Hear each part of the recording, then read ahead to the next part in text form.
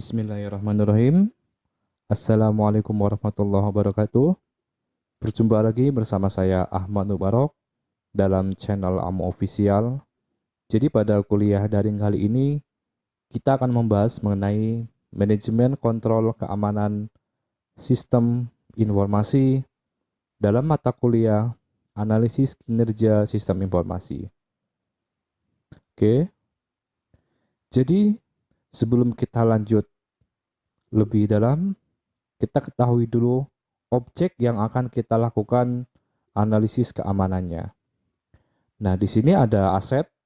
Aset merupakan suatu objek sistem informasi yang harus dilindungi melalui sistem keamanan. Nah, aset ini dapat diklasifikasikan menjadi dua bagian. Yang pertama ada aset fisik. Aset fisik meliputi personel, hardware, fasilitas, dokumentasi, supplies. Kemudian untuk aset logik, di sini ada data atau informasi dan software yang meliputi sistem dan aplikasi. Kemudian dalam pelaksanaan program keamanan atau conducting a security program, terdapat langkah-langkah utama pelaksanaan program keamanan, yaitu satu, prepare a project plan. Kemudian yang kedua ada identify of asset. Yang ketiga ada value asset. Yang keempat ada identify threats. Kemudian ada assess lakehouse threat. Kemudian ada analyze exposure.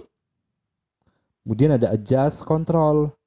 Dan yang terakhir ada prepare a security report. Oke, langsung yang pertama adalah prepare a project plan atau persiapan rencana pekerjaan. Dalam perencanaan proyek untuk tinjauan keamanan mengikuti item sebagai berikut.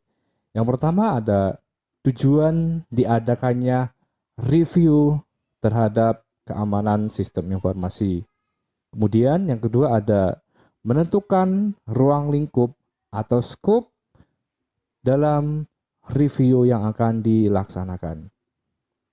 Kemudian yang ketiga ada tugas yang harus dipenuhi oleh masing-masing anggota tim. Dan yang keempat ada organisasi dari tim proyek. Kemudian ada sumber anggaran atau pendanaan, dan yang terakhir ada jadwal atau timeline untuk menyelesaikan tugas dari proyek tersebut. Kemudian ada identify of asset, yaitu mengidentifikasi aset-aset apa saja yang dijadikan objek penelitian keamanan SI. Seperti yang saya sebutkan di atas, di sini ada personel. Nah, personel yang mana saja yang harus dilindungi keamanannya. Nah, di sini ada personel yaitu programmer, ada user, kemudian ada auditor, dan semua personel yang tergabung dalam manajemen sistem informasi. Kemudian hardware. Hardware di sini merupakan sebuah aset yang dimiliki oleh sebuah instansi atau perusahaan. Hardware yaitu meliputi perangkat komputer, baik desktop maupun laptop, dan perangkat-perangkat yang lain. Kemudian ada fasilitas. Fasilitas di sini meliputi gedung, ruangan, dan lain-lain yang digunakan untuk menyimpan sebuah aset-aset tersebut. Kemudian dokumentasi, jadi bagaimana kita menyimpan sebuah dokumentasi apakah sudah aman, yaitu baik dokumentasi fisik maupun yang soft copy. Kemudian persediaan. Dan ada data atau informasi, kemudian ada aset software aplikasi, kemudian ada sistem software. Semua kategori aset tersebut harus ditinjau atau direview bagaimana keamanannya. Kemudian, setelah aset didefinisikan atau diketahui, maka kita hitung nilai atau value dari masing-masing aset tersebut. Di sini, yaitu langkah ketiga adalah penilaian kekayaan atau aset, yang merupakan hal yang paling sulit. Menurut Parker tahun 1981, menggambarkan ketergantungan penilaian pada siapa yang ditanya untuk memberikan penilaian. Cara penilaian di atas kekayaan yang hilang atau loss, waktu atau period untuk perhitungan atas hilangnya kekayaan, dan usia aset. Faktor efek penilaian keamanan aset SI. Nah, di sini ada who values atau siapa yang melakukan penilaian. Kemudian ada usia aset, ada waktu kehilangan, dan bagaimana hilangnya aset tersebut. Kemudian setelah ditemukan nilai dari aset tersebut, nah di sini kita mengidentifikasi ancaman.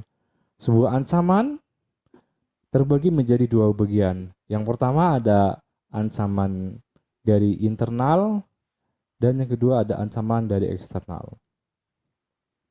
Kemudian, kedua ancaman tersebut dibagi menjadi dua kategori. Yang pertama ada ancaman yang disengaja dan ancaman yang tidak disengaja. Contoh ancaman yang tidak disengaja, misalkan acts of God atau kehendak Tuhan. Nah, di sini bisa berupa bencana alam, kemudian ada polusi. Nah, ini dari internal. Kemudian ancaman yang disengaja bisa berupa hacker, kemudian bisa juga sabotase dari pihak-pihak yang tidak bertanggung jawab. Kemudian masih di ancaman eksternal, seperti misalnya natural disaster atau bencana alam. Contohnya gunung meletus, kemudian ada tsunami, dan ada kebakaran. Kemudian ada assess leasehold threat. Jadi kemungkinan terjadinya ancaman atau gangguan. Contohnya, perusahaan asuransi dapat menyediakan informasi tentang kemungkinan terjadinya kebakaran api dalam satu waktu periode tertentu. Artinya, seorang perusahaan asuransi atau sebuah perusahaan asuransi dapat melakukan perhitungan jenjang waktu kapan terjadinya kebakaran. Kemudian ada analis exposure. Nah, tugas-tugas utama tahapan analis expose. Yang pertama ada identify the control in place atau mengidentifikasi kontrol di tempat objek aset tersebut berada. Kemudian ada access the reliability of the control in place atau akses kehandalan kontrol di tempat tersebut. Kemudian ada evaluate the likelihood a threat will be successful, yaitu mengevaluasi kemungkinan ancaman akan berhasil atau ancaman akan berubah menjadi kenyataan. Kemudian ada assess the resulting loss if the threat is successful, yaitu menilai kerugian akibat ancaman tersebut jika ancaman betul-betul terjadi. Kemudian ada adjust control.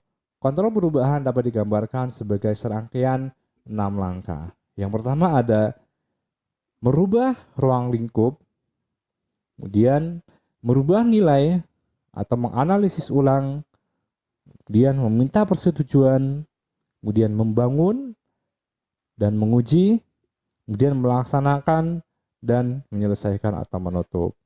Kemudian prepare security report, yaitu mempersiapkan laporan hasil audit keamanan dengan menggunakan metode audit keamanan yang tepat.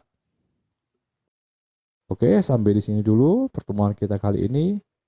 Apabila ada yang akan ditanyakan, silakan tuliskan pada kolom komentar. Terima kasih.